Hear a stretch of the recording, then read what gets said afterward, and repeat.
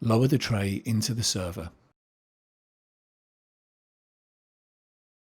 Connect the 4U PCIe riser power cables to the power backplane. If applicable, connect the M.2 or 7mm drive cables to the system board.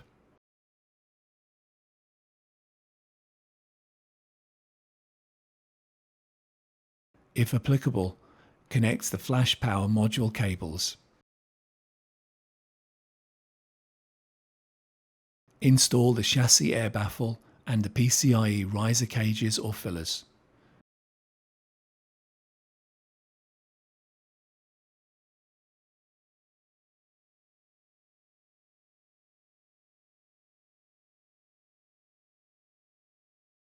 Install the top cover.